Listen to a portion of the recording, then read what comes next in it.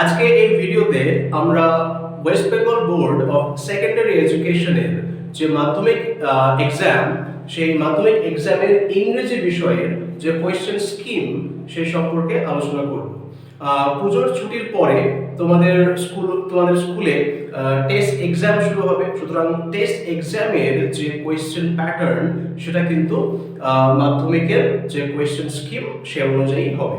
সুতরাং চলো একবার ঝালিয়ে নেওয়া যাক আমাদের ইংরেজি বিষয়ের যে কোয়েশ্চেন স্কিম সেটা। তাহলে আমরা দেখতে পাচ্ছি প্রথমে লেখা আছে, দেখো আমাদের ইংরেজি বিষয়ের যে কোয়েশ্চেন স্কিমটা সেটা তিনটে সেকশনে বিভক্ত থাকে রেগুলার স্টুডেন্টসদের জন্য মূলত। সেকশন এ, সেকশন বি, সেকশন সি। দেখো সেকশন এ তে রিডিং কম্প্রিহেনশন বলে থাকে, দুটো রিডিং কম্প্রিহেনশন থাকে। তো একটা রিডিং কম্প্রিহেনশনে থাকে সিন থাকে 20 মার্কের। তারপরে দেখো সেকশন এ তে রিডিং কম্প্রিহেনশন থাকে আনসিন, সেটা থাকে 20 মার্কের, ঠিক আছে। তারপরে দেখো সেকশন বি তে আমি লিখেছি গ্রামার অ্যান্ড ভোকাবুলারি। তো গ্রামার অ্যান্ড ভোকাবুলারি থাকবে, সেটা থাকবে 20 মার্কের। তাহলে আমাদের কত মার্কস হলো এখানে? 20 20 20। তাহলে 3 20 60 মার্ক থাকছে আমাদের সেকশন এ আর বি তে। আর সেকশন সি তে থাকছে রাইটিং স্কিলে থাকবে 30 মার্ক। এই 30 মার্কটা 10 প্লাস 10 প্লাস 10 এই তিনটে মার্কস স্কিমে বিভক্ত থাকবে, ঠিক আছে। মানে এটা তিনটে রাইটিং স্কিল থাকবে। সেই রাইটিং স্কিল ধরো নোটিশ থাকতে পারে, রিপোর্ট রাইটিং থাকতে পারে, লেটার রাইটিং থাকতে পারে, সেটা আমরা পরে আলোচনা করব। সুতরাং এই তিনটে ভাগে কিন্তু এই 30 মার্কটা আমাদের বিভক্ত থাকে সেকশন সি তে রাইটিং স্কিলটা।